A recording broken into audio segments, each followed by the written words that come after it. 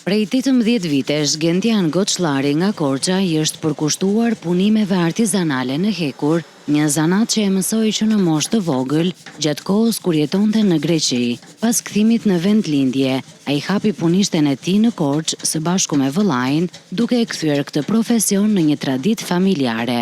Punova goxha vite në Greqi, aty u mësova që bënim me këto punimet. U ktheva, pa punën këtu. Ishte pak vështirë fillimi, nuk njiheshim, puna nuk ishin bërë.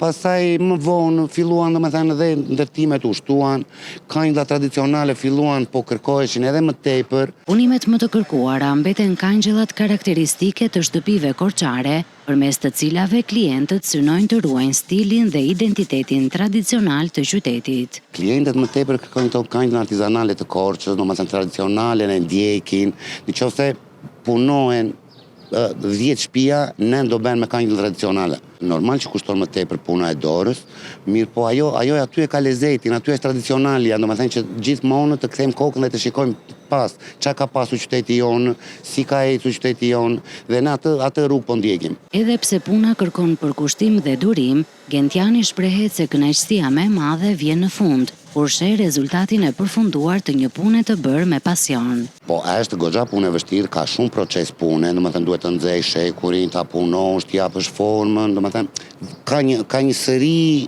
procese, ama kur e shikon të përfunduar, pastaj është një punë e mirë, një punë e adhurueshme. Problemi është se të rinjtë këtu në Shqipëri nuk shfaqin asnjë lloj interesi për të ardhur dhe të shikojnë, domethënë thjesht të vi të shikojnë çfarë punohet këtu, ndashte unë apo ndashte një tjetër.